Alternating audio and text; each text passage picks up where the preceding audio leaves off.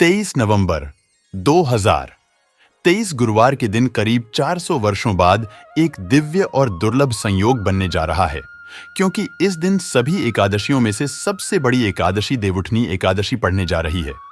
दोस्तों, यह एकादशी गुरुवार के दिन पड़ रही है, जिस वजह से इस दिन 3 बड़े योगी का निर्माण हो रहा है, जो कि है धन लक्ष्मी योग, अमृत सिद्धि योग और गजकेसरी योग। दोस्तों, इन 3 योग के निर्माण की वजह से इस एकादशी पर भगवान विष्णु और मां लक्ष्मी की असीम कृपा बरसने वाली है। और अगर इस दिन आप चुपचाप किसी को बिना बताए तुलसी से जुड़ा यह टोटका कर लेते हैं, तो आपकी सभी समस्याओं का हाल संपूर्ण रूप से हो जाएगा। दोस्तों, एक साल में करीब 24 एकादशी पड़ती है और 23 नवंबर को पढ़ने वाली एकादशी सभी एकादशियों में सबसे बड़ी मानी जाती है। इसलिए इस दिन तुलसी से जुड़ा यह अचूक उपाय आपकी हर परेशानी को हल कर देगा, चाहे वह धन को लेकर हो या सेहत या संतान की प्राप्ति को लेकर। इसलिए दोस्तों, वीडियो को आखिर तक जरूर देखें। और दोस्तों, अगर आप भी अपने जीवन में भगवान श्री हरि विष्णु की कृपा पाना चाहते हैं, तो इस वीडियो को लाइक करके कमेंट में जय श्री हरि जय मां लक्ष्मी लिखना ना भूलें। दोस्तों, हर साल कार्तिक मास के शुक्ल पक्ष की एकादशी तिथि को देवउठनी एकादशी मनाई जाती है। देवउठनी एकादशी का दिन श्री हरि विष्णु को समर्पित है। इस दिन जगत के पालनहार श्री हरि विष्णु अपनी 4 महीने की योग्य निद्रा से जागते हैं। इसके बाद से ही सभी मांगलिक कार्य आरंभ हो जाते हैं। इसके अलावा देवउठनी एकादशी भगवान विष्णु को प्रसन्न करने के लिए भी बेहद उत्तम मानी जाती है। इस दिन भगवान विष्णु को प्रसन्न करने के लिए कुछ लोग व्रत रखते हैं और पूजा करते हैं। इस दिन सच्ची श्रद्धा और भक्तिभाव से भगवान विष्णु की पूजा करने से सभी मनोकामनाएं पूर्ण होती हैं। दोस्तों, भगवान विष्णु को प्रसन्न करने के लिए देवउठनी एकादशी के दिन भगवान विष्णु जी को केसर और दूध ध्यान से सुनना। जो दूध है उसमें केसर मिलाकर केसर युक्त दूध से भगवान विष्णु जी का अभिषेक करना चाहिए। ऐसा करने से ही व्यक्ति के सभी प्रकार की मनोकामनाओं की पूर्ति होती है। इसलिए भगवान विष्णु प्रसन्न होते हैं। यह जो उपाय है, यह शास्त्रों में लिखित उपाय है। यह बहुत ही प्रभावी और चमत्कारी उपाय है। चाहे कोई भी विशेष प्रकार की मनोकामना हो और वह मनोकामना आपके लंबे समय से पूर्ण नहीं हो पा रही है, तो उपाय करने से मनोकामना पूर्ण हो जाती है। यदि कोई व्यक्ति आर्थिक तौर पर बहुत समस्याओं को झेल रहा है, एकादशी के दिन भगवान विष्णु की पूजा करें, कुछ पैसे अर्पित करें। पैसे अर्पित करते समय आपको बोलना है कि हे भगवान, यह पैसे मैं आपको अपनी आर्थिक उन्नति के लिए समर्पित कर रहा हूं। कृपया आप इसे स्वीकार करें। इस प्रकार से आपको प्रार्थना करनी है। और इसके बाद पूजन के उपरांत इन पैसों को भगवान विष्णु जी का आशीर्वाद के रूप में मानकर आप इसे अपनी तिजोरी में रखें या पर्स में रखें। ऐसा करने से धन लाभ होता है और पैसों से जुड़ी जो भी समस्या आपके जीवन में होती रहती है, वे समस्या समाप्त हो जाती है। यह पैसे फिर साधारण पैसे नहीं रह जाते। इसमें भगवान विष्णु की शक्तियां जागृत हो जाती हैं। इसे आप संभाल कर रखें। यह साक्षात नारायण का आशीर्वाद बन जाते हैं। जहां पर नारायण का आशीर्वाद हो, भगवान विष्णु जी का आशीर्वाद हो, वहां पर फिर लक्ष्मी फलती फूलती है। खाने का मतलब है कि आध्यात्मिक उन्नति होती है।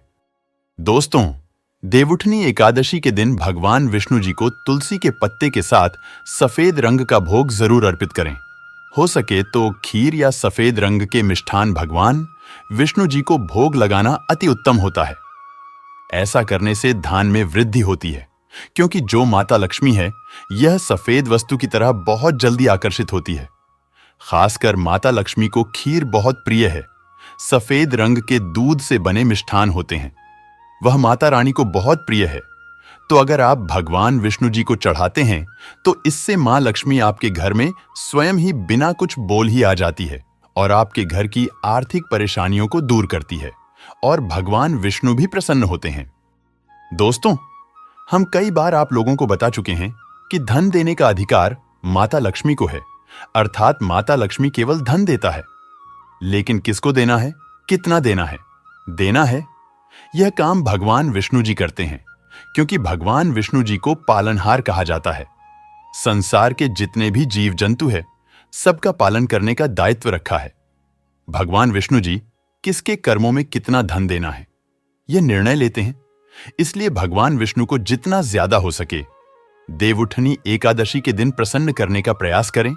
देवउठनी एकादशी के दिन घर के नजदीक बने जो मंदिर है, भगवान विष्णु जी का अगर कहा जाए तो इसे अति उत्तम कहते हैं, तो वहां पर भी आप नारियल और बादाम भगवान विष्णु जी के स्वरूप मां लक्ष्मी की तरफ करके जो भी देवी देवता है उसे अर्पित कर दें, क्योंकि भगवान विष्णु जी ने स्वयं भागवत गीता में कहा है कि संसार में जितने भी देवी देवताओं की पूजा करते हैं वे सब मेरे ही स्वरूप है।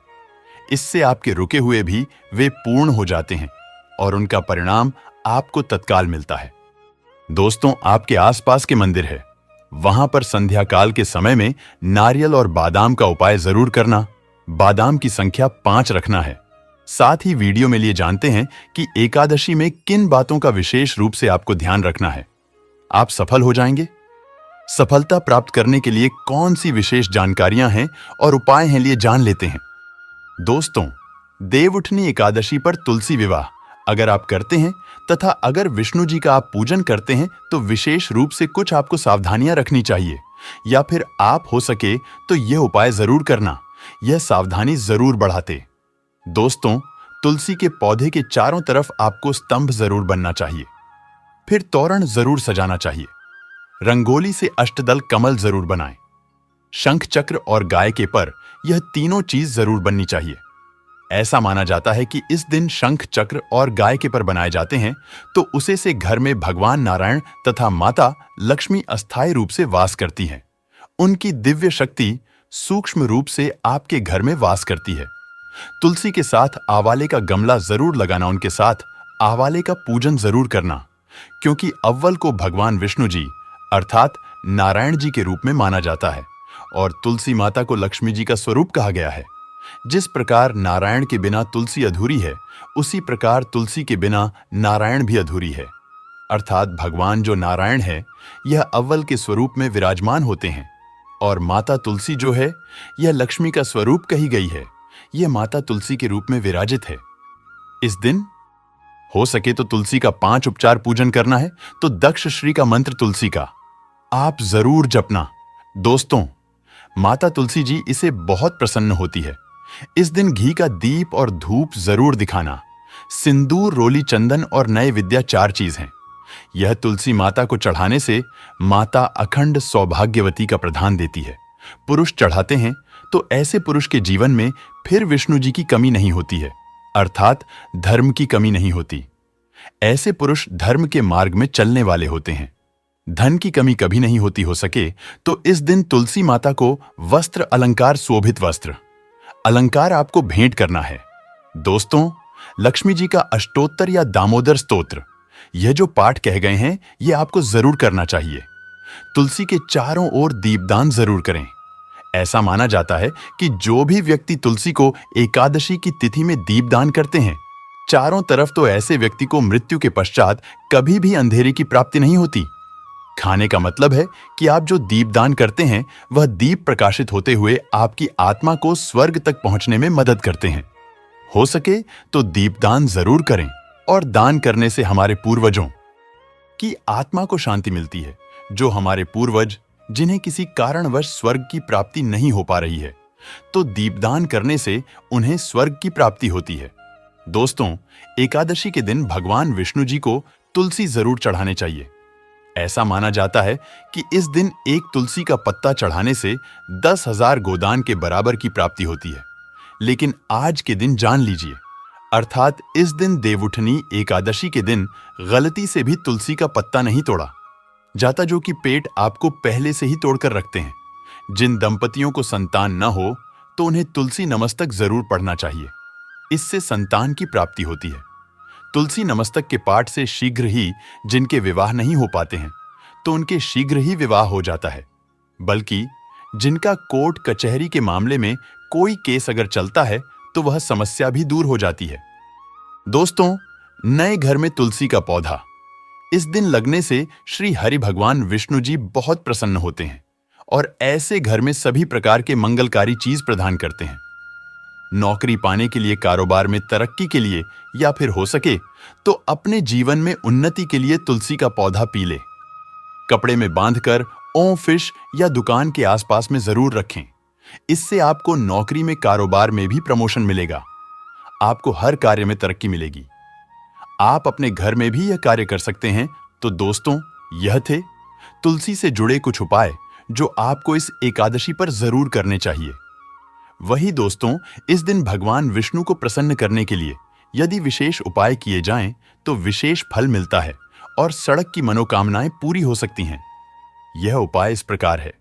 देवउठनी एकादशी की शाम तुलसी के पौधे के सामने गाय के घी का दीपक लगे और ओम वासुदेवाय नमः मंत्र बोलते हुए तुलसी की 11 परिक्रमा करें।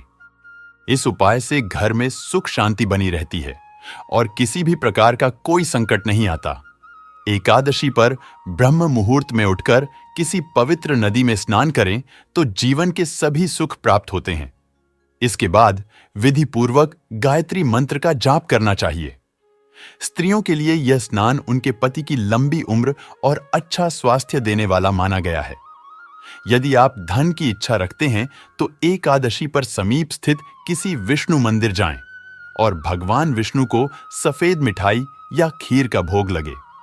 इसमें तुलसी के पत्ते अवश्य डालें। इससे भगवान विष्णु जल्दी ही प्रसन्न हो जाते हैं।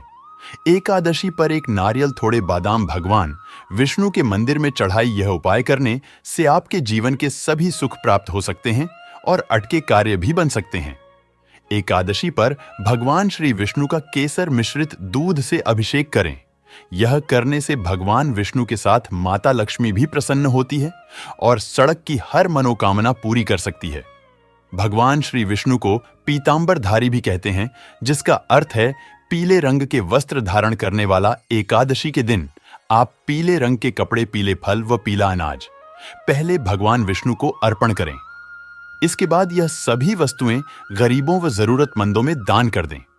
ऐसा करने से भगवान विष्णु की कृपा आप पर बनी रहेगी।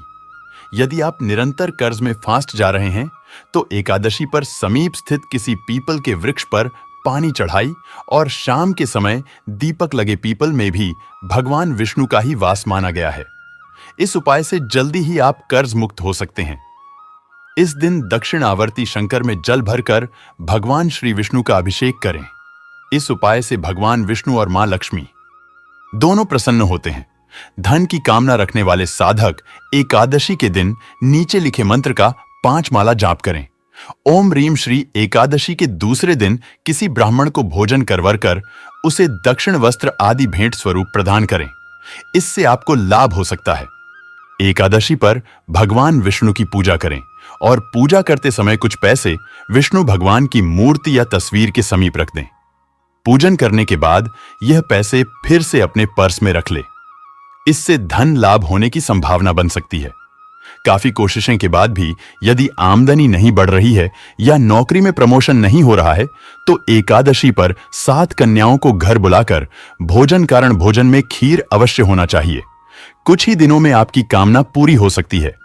तो दोस्तों, यह थे कुछ उपाय जो कि इसके दिन आपको जरूर करने चाहिए और लिए अब आपको सुनाते हैं देवउठनी एकादशी की व्रत कथा, जिसको सुनने मात्र से आपके सभी दुखों का नाश हो जाएगा। एक राजा के राज्य में सभी लोग एकादशी का व्रत रखते थे। प्रजा तथा नौकर चक्रों से लेकर पशुओं तक को एकादशी के दिन अन्न नहीं दिया जाता था। एक दिन किसी दूसरे राज्य का एक व्यक्ति राजा के पास आकर बोला, महाराज, कृपा करके मुझे नौकरी पर रख ले। तब राजा ने उसके सामने एक शर्त रखी कि ठीक है, रख लेते हैं, किंतु रोज तो तुम्हें खाने को सब कुछ मिलेगा, पर एकादशी को अन्न नहीं मिलेगा। उसे व्यक्ति ने उसे समय हां कर ली, पर एकादशी के दिन जब उसे फलाहार का सामान दिया गया तो वह राजा के सामने जाकर गिड़गिड़ाने लगा, महाराज, इससे मेरा पेट नहीं भरेगा, मैं भूखा ही मर जाऊंगा, मुझे अन्न दे दो। राजा ने उसे शर्त की बात याद दिलाई, पर वह अन्न छोड़ने को राजी नहीं हुआ। तब राजा ने उसे आटा, दाल, चावल आदि दिए। वह नित्य की तरह नदी पर पहुंचा और स्नान कर भोजन पकाने लगा। जब भोजन बन गया तो वह भगवान को बुलाने लगा, आओ भगवान, भोजन तैयार है। उसके बुलाने पर पीतांबर धारण किए। भगवान चतुर्भुज रूप में आ पहुंचे तथा प्रेम से उसके साथ भोजन करने लगे। भोजन आदि करके भगवान अंतर्धान हो गए तथा वह अपने काम पर चला गया। 15 दिन बाद अगली एकादशी को वह राजा से कहने लगा कि महाराज, मुझे दुगुना सामान दीजिए। उसे दिन तो मैं भूखा ही रह गया। राजा ने कारण पूछा तो उसने बताया कि हमारे साथ भगवान भी खाते हैं, इसीलिए हम दोनों के लिए यह सामान पूरा नहीं होता। यह सुनकर राजा को बड़ा आश्चर्य हुआ। वह बोला, मैं नहीं मान सकता कि भगवान तुम्हारे साथ खाते हैं। मैं तो इतना व्रत रखता हूं, पूजा करता हूं, पर भगवान ने मुझे कभी दर्शन नहीं दिए। राजा की बात सुनकर वह बोला, महाराज, यदि विश्वास ना हो तो साथ चलकर देख ले। राजा एक पेड़ के पीछे छिपकर बैठ गया। उसे व्यक्ति ने भोजन बनाया तथा भगवान को शाम तक पुकारता रहा, परंतु भगवान ना आए। अंत में उसने कहा, हे भगवान, यदि आप नहीं आए तो मैं नदी में कूदकर प्राण त्याग दूंगा। लेकिन भगवान नहीं आए। तब वह प्राण त्यागने के उद्देश्य से नदी की तरफ पड़ा। प्राण त्यागने का उसका दृढ़ इरादा जान शीघ्र ही भगवान ने प्रकट होकर उसे रोक लिया और साथ बैठकर भोजन करने लगे। खा पीकर वे उसे अपने विमान में बिठाकर अपने धाम ले गए। यह देख राजा ने सोचा कि व्रत उपवास से तब तक कोई फायदा नहीं होता जब तक मन शुद्ध ना हो। इससे राजा को ज्ञान मिला। वह भी मन से व्रत उपवास करने लगा और अंत में स्वर्ग को प्राप्त हुआ। देव प्रबोधिनी एकादशी की दूसरी व्रत कथा। एक राजा था, उसके राज्य में प्रजा सुखी थी। एकादशी को कोई भी अन्य नहीं भेजता था, सभी फलाहार करते थे। एक बार भगवान ने राजा की परीक्षा लेनी चाहिए। भगवान ने एक सुंदरी का रूप धारण किया तथा सड़क पर बैठ गए। तभी राजा उधर से निकाला और सुंदरी को देख चकित रह गया। उसने पूछा, है सुंदरी, तुम कौन हो और इस तरह यहां क्यों बैठी हो? तब सुंदर स्त्री बने भगवान बोले, मैं निराश्रित हूं, नगर जाना पहचाना नहीं है, किस सहायता मांगू? राजा उसके रूप पर मोहित हो गया था। वह बोला, तुम मेरे महल में चलकर मेरी रानी बनकर रहो। सुंदरी बोली, मैं तुम्हारी बात मानूंगी, पर तुम्हें राज्य का अधिकार मुझे सौंपना होगा। राज्य पर मेरा पूर्ण अधिकार होगा। मैं जो भी बनाऊंगी तुम्हें खाना होगा। राजा उसके रूप पर मोहित था, अतः उसने उसकी सभी शर्तें स्वीकार कर लीं। अगले दिन एकादशी थी। रानी ने हुक्म दिया कि बाजारों में अन्य दिनों की तरह अन्न बचा जाए। उसने घर में मांस मछली आदि पवई तथा परोसकर राजा से खाने के लिए कहा। यह देखकर राजा बोल, रानी, आज एकादशी है, मैं तो केवल फलाहार ही करूंगा। तब रानी ने शर्ट की याद दिलाई और बोली, या तो खाना खाओ नहीं तो मैं बड़े राजकुमार का सिर काट लूंगी। राजा ने अपनी स्थिति बड़ी रानी से कहीं तो बड़ी रानी बोली, महाराज धर्म न छोड़े, बड़े राजकुमार का सर दे दें। पुत्र तो फिर मिल जाएगा पर धर्म नहीं मिलेगा। इसी दौरान बड़ा राजकुमार खेल कर आ गया। मां की आंखों में आंसू देखकर वह रोने का कारण पूछने लगा तो मां ने उसे सारी वस्तुस्थिति बता दी। तब वह बोला, मैं सर देने के लिए तैयार हूं। पिताजी के धर्म की रक्षा होगी? जरूर होगी। राजा दो की मां से राजकुमार का सर देने को तैयार हुआ तो रानी के रूप से भगवान विष्णु ने प्रकट होकर असली बात बताई। राजन, तुम इस कठिन परीक्षा में पास हुए।